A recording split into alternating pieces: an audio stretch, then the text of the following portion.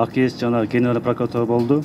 Мунусунун негизи бар, себеби чын эле акыркы күндөрү прокуратуралар жана АКС төө урдагандар кармап эле, тоо урдагандар кармап калган, наркобарондор кармап эле, перевозчиктер кармап калган. Ошондой эле акыркы жылдары бир да атка минер чоң коррупцияга малынгандар камалган эмес, жалаң эле сын айткан журналисттер, Facebook'ta birbirine сын айткандар камалып иш козголуп калган да. Эми суроого өтсөм, коррупционный рынок боюнча кабарыңыз барбы? Жана Кыргызстанда ВВПсында канча процент пайызды камтыйт?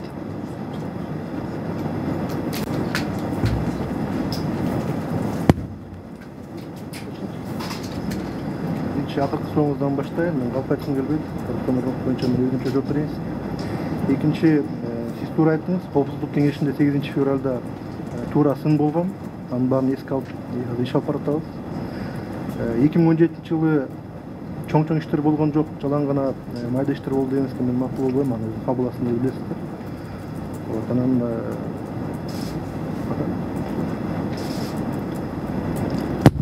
Коррупционный рынок боюнча айта аласыздарбы? Жок.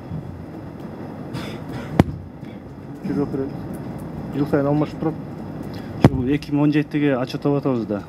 Бул эң негизги сиздер Генералдык прокуратура, бул коррупциянын координаторусудар. Эми ушуну анализ кылсаңыздар, анда даярдыгыңыздар жок экен. Кийинки суроону берсем, Кыргызстанда канча мамлекеттик кызматкер бар? Анын ичинде канчасы прокуратуранын кызматкерлери? Ушул 2017 жылы кызматкерлерге канча иш козголду?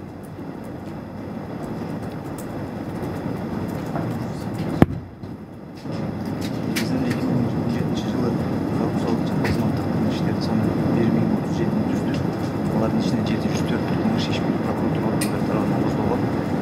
42 иш бул коопсуздук кызмат тарабынан козголгон, 49 иш бул финансылык полициясы тарабынан, анан 242 иш бул ички иштер министрлиги тарабынан, органдар тарабынан козголгон кылмыш иштер.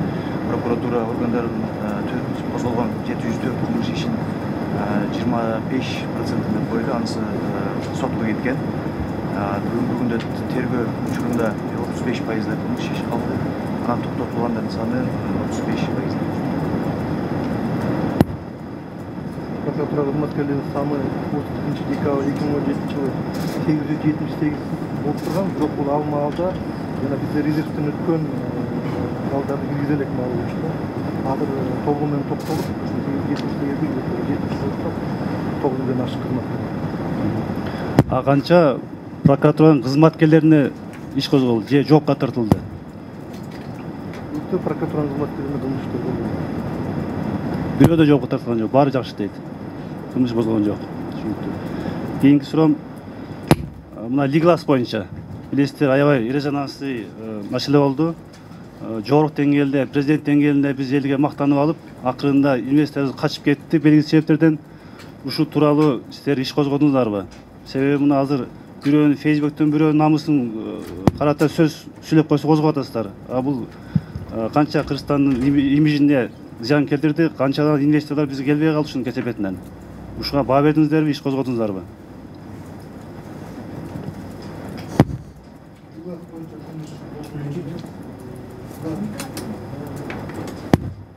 Канча кылмыш болгон эмес. Өзүңүздөр билгендей, булар келишимди толугу менен аткарбаганы үчүн келишим бузулган. Алардын 1 миллион 147 миң доллар гарантийный взносу мамлекетке берилет. Кийинки суроо мында. Азыркы эң көйгөйлүү проблеманын бири бул жер трансформациясы. Жакшы билесиздер. Ушуга чейин биздин карапайым калктар түшүнбөстөн жерди алып алып, үйлөрүн кура албай, же курса свет бербей, же суу бербей, азыр мына 2 жыл болду биздин жогорку кеңешке келип митингге чыгып атышат. Ушул жерде шылуундар эл аалап жер саткан, бирок бир да кишини көргөн жокпуз. Ушу иш козголуп камалды деген. Ушул жөнүндө кандай жообуңуз бар?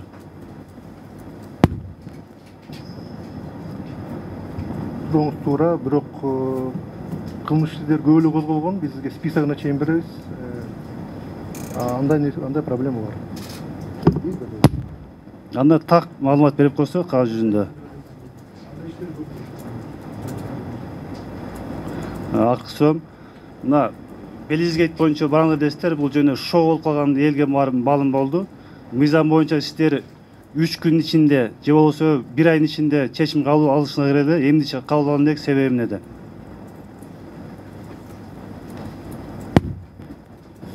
Белгилик боюнча ушул мамлекеттин өзүнө запрос жиберилген. Алардан жооп алмайынча биз чечим чыгарып албайбыз. Жооп келбесе чечим чыкпайт. Рахмат, убактысын тарбага байланыштуу мен ошону токтоттум.